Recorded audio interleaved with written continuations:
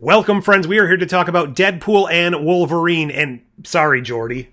Deadpool and Wolverine, the movie. These are going to be my brief, spoiler-free-ish thoughts, but if you do want to go into the movie completely unspoiled and unaware of anything that's going on whatsoever, honestly, that is the way I think is preferable. 50% of the appeal of this movie is the unexpected, all of those grand reveals and the things you weren't expecting to see in the movie. But for an actual film, start to finish storyline, a sequel to Deadpool, the savior of the Marvel universe, all of that stuff, that's what I wanted to give my thoughts on because that's all of the grand discourse going on right now. Obviously, the main meat of this movie is Deadpool and Wolverine teaming up and the grand introduction of the Fox Xmen, Deadpool, Wolverine, all of that stuff into the Marvel universe. So right off the bat, the expectations for this movie were through the roof. Thankfully, because of some duds as far as expectations go in the last few years for movies, specifically I want to say Doctor Strange in the Multiverse of Madness. Now I don't say that hating that movie, but all of the expectations for that movie were to have everyone, their grandmother, the kitchen sink, Vin Diesel,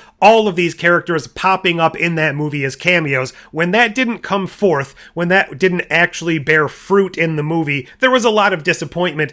Adding on top of that, the story wasn't as strong as a lot of people hoped for. This movie here, I have to say, actually delivered on a lot of the expectations, but depending on what your expectations actually were going into this movie, yours may or may not have been met. And at the end of the day, that's carrying probably a good 50% of this movie. The story was fairly basic. I wouldn't say that the story was the most amazing thing I've ever seen. It worked for what it was, but it didn't have all that much uniqueness to it. Most of the fun, and this movie absolutely is fun, comes from the unexpected cameos, the Deadpool quips, the breaking the fourth wall, the interaction between our main characters, some mysteries and some things that probably would not have been expected in anyone's wildest dreams unless you are living online. And that, at the end of the day, I think is what this movie inevitably is. This is a movie made for people like us. I have to imagine if you're coming online to watch a video like the one I'm recording right here about this movie,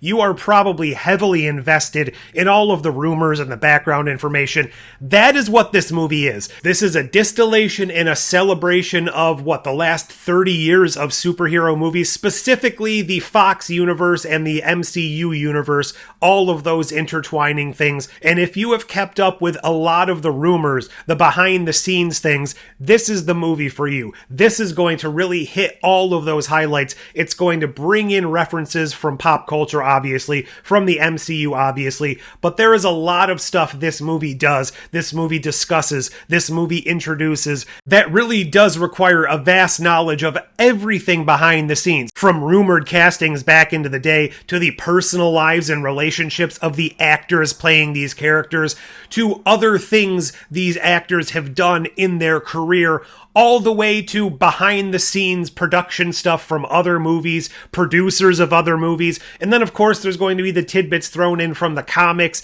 and just little winks and nods from other things like that as well. If you are so well-versed in everything, all of the lore, all of the behind-the-scenes stuff, this movie was made as a celebration to that. Now, this might qualify as slightly more of a spoiler than things I've mentioned before, so I will give you one more chance to duck out here.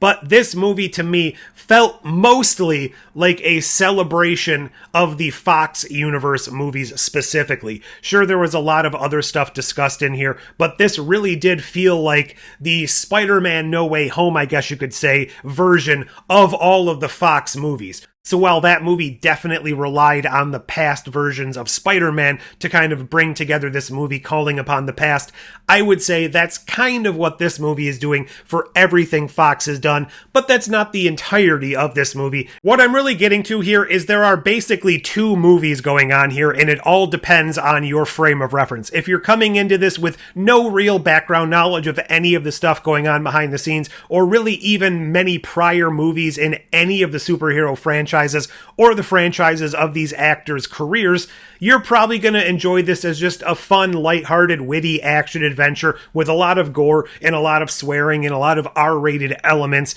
That is probably one of the better movies coming out of the MCU in the past few years. If you're looking at this from somebody well-versed and well-vested in all of everything that I've kind of mentioned throughout this video, it's going to look like a completely other movie with all of these layers added on top of that framework of the fun action adventure movie I mentioned before. And depending on how much you fall for these deep cuts, these character introductions, these references, these canonical extensions of things we have seen before or additions to things we have seen before, that I think is where your enjoyment is really going to lie. So as a just straight up movie with no references and no connections to everything, this is probably a mid-tier, really fun adventure that doesn't have too much weight hanging on it. But as a connective tissue celebration of all things we've been witnessing for the past 30 years, this is really, really fun, especially when you compare it to other things that have brought in the multiverse. I think Spider-Man No Way Home was probably a better story and felt a little bit more earnest. This one had a lot more to cram in, and a lot of the surprises and characters in this movie are really what carried it and really what saved the day. I'm definitely wondering how this stacks up on a rewatch once all of those surprises have worn off.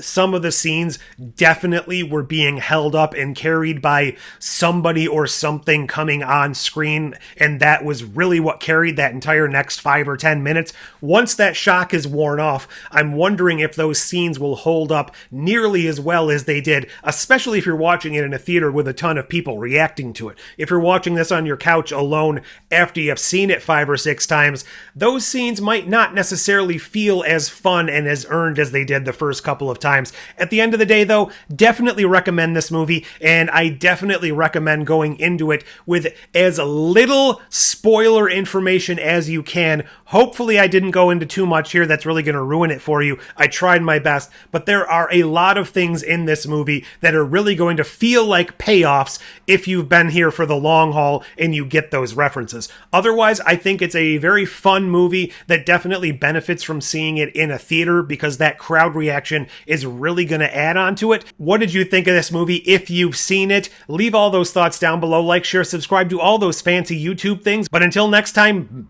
snicked or something.